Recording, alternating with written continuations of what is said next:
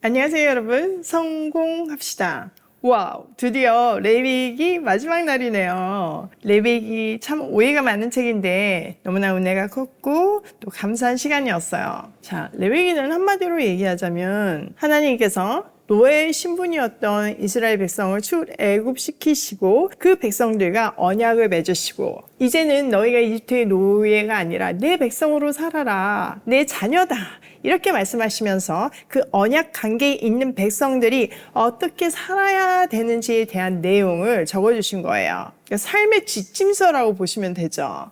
그 핵심이 하나님 사랑, 이웃 사랑이에요. 예수님이 말한 거하고 동일해요. 그래서 앞부분에서는 하나님 사랑을 얘기했고 뒷부분에서는 이웃 사랑을 얘기하고 있는데, 하나님 사랑, 내가 어떻게 하나님과 관계를 만들어가고 어떻게 하나님을 사랑하는지 또 그것을 어떻게 표현하는지를 알려주는 것이 제사 방법이에요. 여러 가지 제사를 통해서 하나님께 표현하는 법을 알려주고 그 과정을 통해서 하나님의 백성은 어떻게 살아야 되는지 그 순종을 통해서 알려주시죠. 그 다음 뒷부분은 이제 그럼 일상생활에서는 이웃하고는 어떻게 살아야 되는지에 대한 내용이 기록되어 있어요. 그리고 나서 제일 마지막 마무리가 이 말씀대로 살았을 때는 축복이고 아니면 저주다, 이렇게 벌을 내리신다, 이렇게 얘기를 하시죠. 그리고 그것의 제일 마무리가 11조 이야기예요. 그러니까 레위기는요, 번제로 시작해서 11조로 끝난다고 볼 수 있어요. 번제는 온전한 헌신을 결단하는 제사였죠. 자, 그러면 11조에는 어떤 의미가 담겨져 있을까요? 그 비밀을 한번 찾아보도록 해요. 자, 26절. 짐승의 마패는 새삼스레 거룩한 것으로 바칠 것이 없다. 마패는 이미 나 주의 것이기 때문이다. 소든지 양이든지 그것들은 다 나 주의 것이다. 그러나 그가 바치려는 것이 부정한 짐승이면 그는 매겨져 있는 값에다 5분의 1을 더 얹어 그것을 물을 수 있다. 그가 그것을 물지 않으면 그것은 제사장이 매긴 값으로 팔아야 한다. 자, 짐승의 마패는요, 이미 하나님께 속한 것이래요. 이미 그렇게 선포가 되어 있기 때문에 새삼스럽게 거룩한 것으로 바칠 필요가 없대요. 이건 따로 서원할 필요가 없다는 의미이죠. 단 율법으로 규정된 부정한 짐승의 경우에는 제사장이 그 값을 정하잖아요. 근데 그걸 물고 싶을 때는 20%를 더해서 물을 수 있대요. 만약 물지 않을 경우에는 제사장이 그것을 이제 팔아서 성소에 드리면 되는 거죠.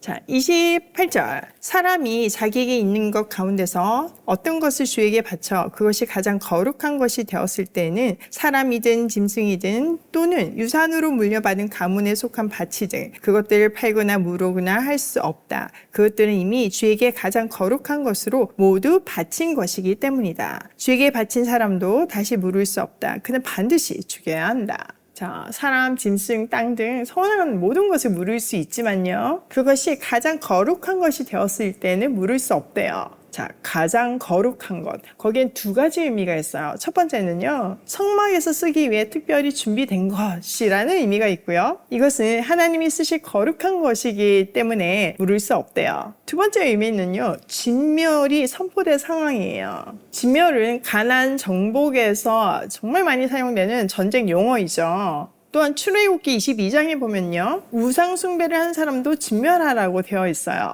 하나님께 가장 거룩한 것으로 바쳐졌기 때문에 사람이든 짐승이든 모두 물을 수 없고 죽여야 한대요. 사실 이렇게 강력하게 그 진멸에 대한 규정을 주신 것은요, 죄가 전념되는 것을 막기 위한 하나님의 강력한 처방이었죠. 이것을 통해서 서운한 것은 꼭 지켜야 한다. 남의 강요나 분위기나 감정 이런 거에 휩쓸려가지고 하나님께 서운하면 안 되고 정말 하나님 앞에서 기도하면서 너의 것을 고백하고 하나님의 사랑에 대한 고백으로 그 서원을 해야 된다. 이것을 강조하고 있는 거죠.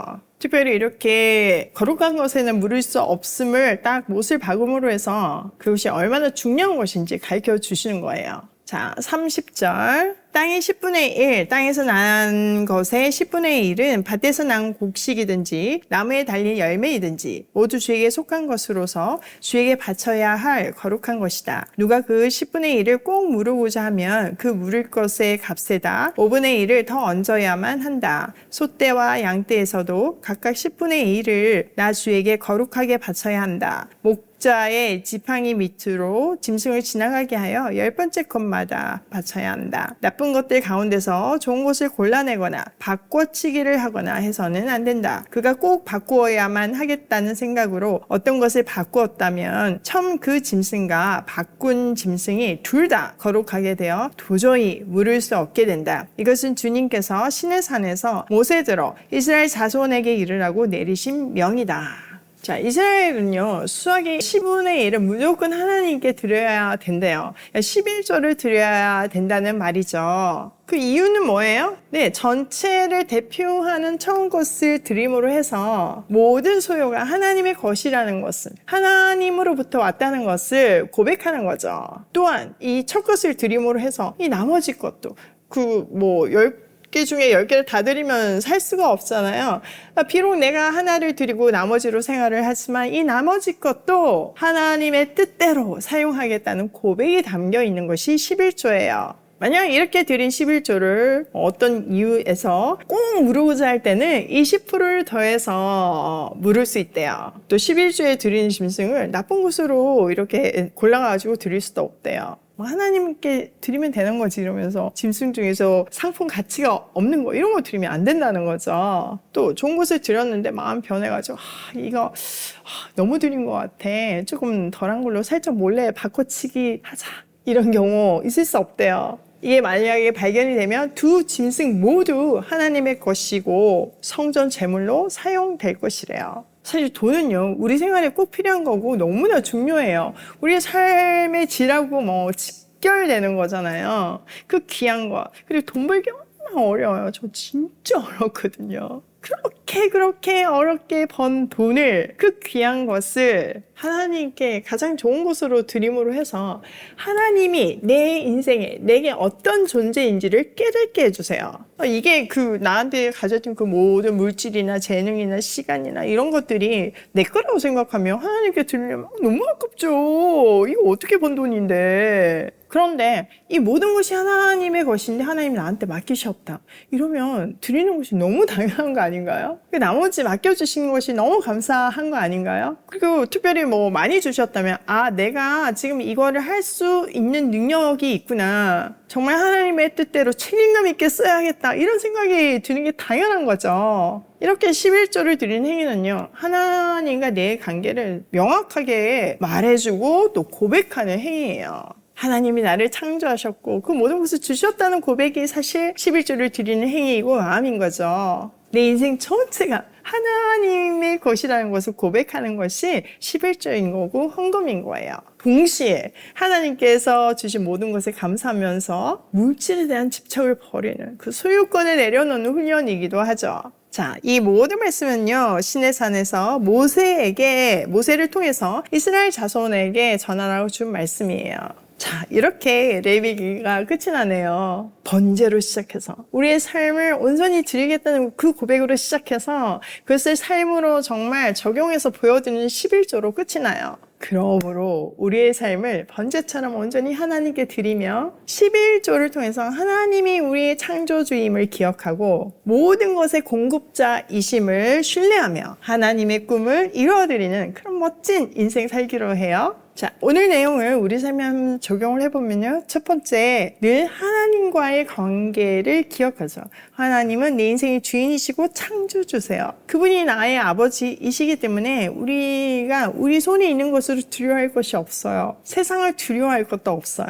하나님과의 관계가 결국 내가 어떤 인생을 사는지를 결정해요. 하나님하고 가까울수록 삶의 질이 수직 상승하는 거죠. 두 번째, 번제로 시작해서 11조로 끝나는 삶을 살자. 온전히 하나님께 드리는 인생을 살겠다고 고백하면서 그게 정말 현실로 눈으로 계속 적용시키며 살아내는 그런 멋진 삶 살기로 해요. 세 번째, 감사와 나눔을 실천하자. 자, 11조가 뭐예요? 하나님의 사랑과 감사에 대한 표현이잖아요. 이웃에 대한 나눔 또한요. 내가 그 받은 사랑을 나누겠다는 그 감사의 표현이에요. 하나님께 받은 사람은요, 내 손에 아무것도 없어도 나눌 수 있어요. 전 제가 광야에서 경험해왔기 때문에 여러분에게 자신있게 말할 수 있어요. 통장의 잔고가 빵원이라도 우리는 나누는 삶을 살 수 있어요. 그것이 진짜 행복한 삶이고요. 자, 이렇게 레위기를 끝내고 이어지는 민수기에 들어가도록 할게요.